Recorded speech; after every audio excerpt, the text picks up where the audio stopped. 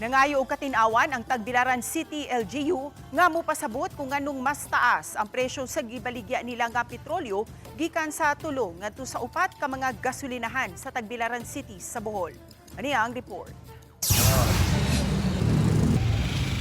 May pahigayon og surprise inspection ang lokal nga kagamhanan sa dakbayan sa Tagbilaran sa mga gas station ganihang buntag subay sa laing pagtaas nga presyo sa produktong petrolyo. Uban sa Tagbilaran City Crisis Management Committee, gisusi ni Vice Mayor Adam Hala ang 40 ka mga gas station. Gitag sa tagsa nila pagsusi ang mga gasolinahan aron masuta kung misunod ba sila sa gikatakdang presyo sa petrolyo.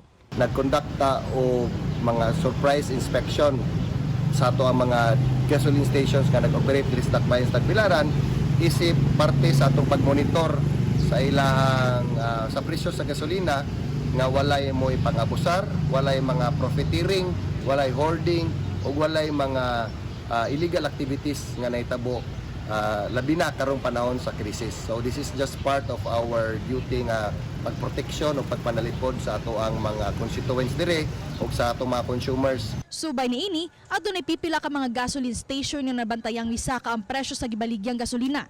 Naana tayo nakita mga 3 or 4 gasoline stations nga atong nakita nga naay nga need nga mo justify or mo explain nganong inana ang ilang presyo sa gasolina.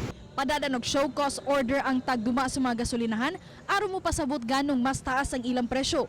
Gisusi usab sa Tagbilaran City Crisis Management Committee ang presyo sa mga palaliton.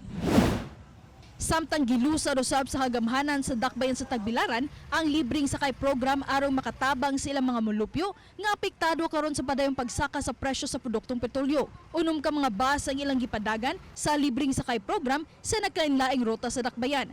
Mudagan kini sa Lunes hangtod sa Sabado, alas 6 sa buntag, hangtod sa pagka-alas 9 ug sa alas 4 sa hapon, hangtod na usab sa pagka-alas 8 sa gabi. Tinguha sa programa nga maminusan ang gasto sa plitihan sa taga-dakbayan, hilabi na nga oras sa ting sakay, ngagtingdagsa sa mga pasahero. Kung mapasar na ang ordenansahon sa Abril, gitinguha sa dakbayan nga makig-partner sa mga jeepney ug multi-cab drivers alang usab sa ilusad nga subsidy program. Ako si Orchid Silapingkaw, Balitang Bisda.